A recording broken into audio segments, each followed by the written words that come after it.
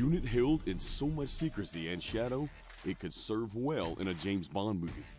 That's something that would be perfect to describe the UK's E Squadron, or the Increment as they are referred to.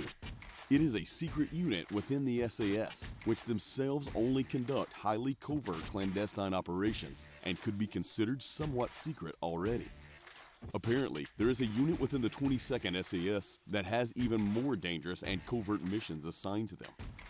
The SAS also has the 21st and 23rd SAS, but these are the SAS Reserve, primarily staffed by civilian volunteers.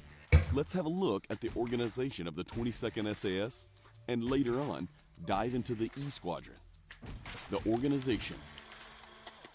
So, the SAS, the Special Air Service, is the UK's finest.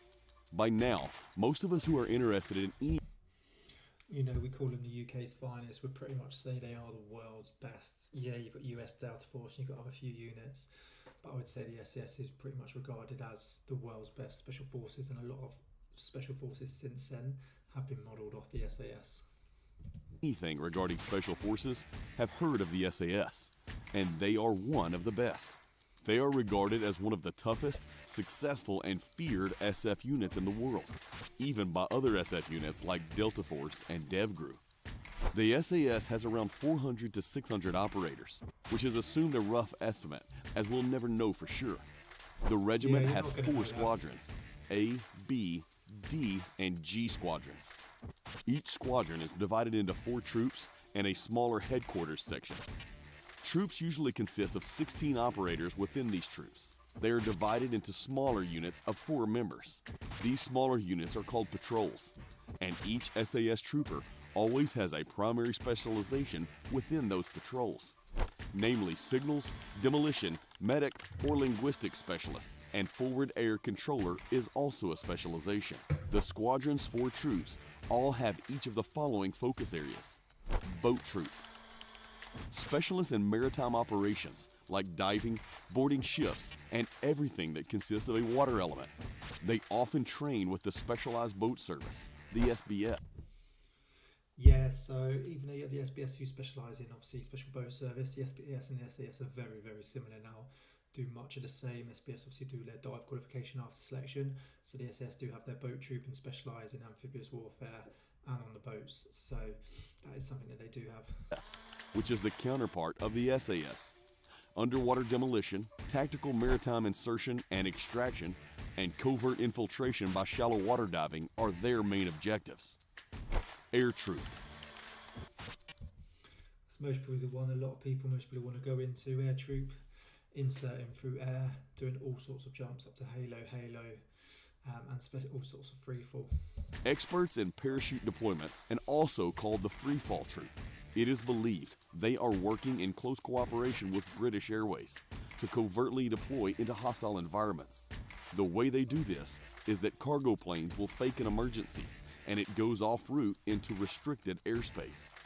This is of course a deliberate action to get the SAS operators as close as possible to their destinations. Once the operators jump out of the cargo hold, the emergency is cleared and their route can be resumed. Mobility troop. The mobility troop is concerned with everything around the battlefield to enable the operators in the battlefield. Their main disciplines are vehicle repairs, navigation, logistics, heavy support weapons handling, and basic mobility on the battlefield. Members of this troop will get expert training in vehicle repairment, driving, navigation, and vehicle handling. Yeah, this one would be a good one. Do love a bit of driving. I bet you get to drive all sorts of vehicles. So that would be an interesting one. I think air would be my favourite in a minute. Snow scooters, trucks, motorcycles, or dune buggies can be handled in all sorts of terrain and hostile environments. The SAS operators rely on the proficiency of the mobility group to get them where they need to be and get them out of there in one piece. Mountain troop. The mountain troop is trained to excel in mountain warfare and thrive in arduous terrains. From the mountains of Afghanistan to the ice peaks of Norway, they are trained in some of the most proficient climbing schools all across Europe. As you would expect, the work of most of the squadrons remains unknown, but we can assume they've been very active in Afghanistan in their most recent deployments. It's got to be one of the toughest ones, isn't it? Just working out in the mountains. Whether it is or not, I know someone who was in the mountains and absolutely loved it. Mountain troop, absolutely loved it. So, but it's got to be a pretty tough one. The E Squadron. Here we go, the one that no one's ever heard of. So the structure of the SAS consists of 4 troops, but there is actually another covert and secretive unit that hasn't been highlighted here. This unit is referred to as the Increment, or E Squadron, within the SAS. There had been rumors for long about an MI6 Special Forces unit which was referred to as the Increment, which is where the E Squadron gets their name from. Both the SAS and the SBS have special detachments called the Revolutionary Warfare Wing, and within these detachments, the operators are hand-picked to be a part of the E Squadron. Although not really confirmed, it is believed that the seasoned Special Reconnaissance Regiment operators can be selected to join the unit as well. From the perspective of MI6, these operators all have a specific skill set, which is of interest for this type of work. To qualify for the E Squadron, operators must have served at least 5 years in one of the aforementioned units and reach the rank of sergeant. So you don't know how true this is. Obviously, no one's actually really heard of E Squadron. So where have they got that 5 years and nothing to be a sergeant from? Whether it's true or not, we don't know. But it might be, and if it is, it's a good bit of information. And it just shows how well trained and the experience that you have to serve in this squadron.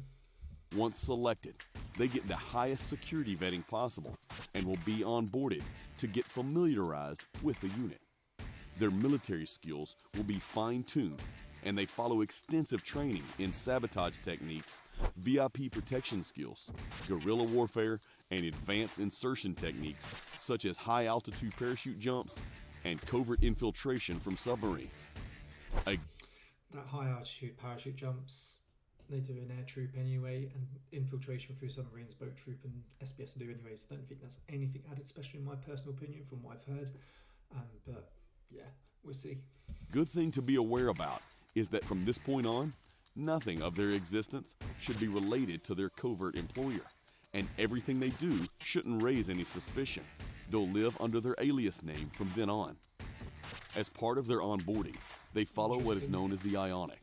The Ionic stands for Intelligence Officers New Entry Course and is directly tied to their work done for the Special Intelligence Service. Of course, it is possible with today's knowledge to completely sketch out their tactics, techniques, and procedures. But the Increment has been confirmed on multiple occasions, and it is always described as a unit that consists of the absolute best personnel the UK Special Forces have to offer. Conducting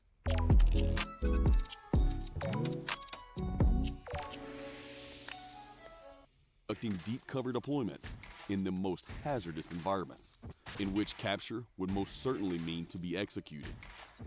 We can safely assume that based on the requirements and the level of sophistication of this unit, they don't have big numbers in terms of personnel. It is also likely that they work together with the 18 Signals Regiment and the Joint Special Forces Aviation Wing in close cooperation, as well as with the UKN, a secretive signals intelligence unit, which is presumably the eyes and ears of the E Squadron. The SIS is the UK's Foreign Intelligence Service, or better known as MI6. E Squadron carries out missions based on their intel. The SIS officers are active around the world in the most hostile environments, carrying out covert and clandestine missions which would require Special Forces escorts. There is no public knowledge of any offensive use of the E Squadron. However, their most recent known missions were conducted in Libya, as there were accounts of E Squadron operators landing in the country and being captured not long after. After a political and diplomatic outcry, the operators were released. This is a tricky one, isn't it? Even if there was SF operators captured in a foreign country, you're not going to know what squadron they're from, and they're not going to release that information. So whether that's true or not, it's hard to believe. It was a very bad start for what was believed to be the downbringing of the Gaddafi regime, let alone the public attention it gained. Eventually, according to the reports, Another report stated that they were going to be inserted into the Sahara in 2009, where a British citizen was taken hostage by Al-Qaeda. At the time, the mission was not given the go-ahead, and the citizen was killed. As you can imagine, this is all based on assumptions, since even MI6 and the SAS, which are held in secrecy themselves, do not give a clear view of the unit for obvious reasons. One thing is for sure, being in the E Squadron means you are the absolute best of the best the UK has to offer, conducting highly secretive and covert missions within the highest confidentiality levels. Information or missions directly linked to this unit will have immediate political and diplomatic repercussions. Yeah, really interesting. Does make you wonder whether it is actually a unit out there and what they're actually doing. Because, you know, you don't hear about MI5, MI6, SAS, SBS, what they're doing anyway. All their missions are secret. You don't know what they're doing, where they are.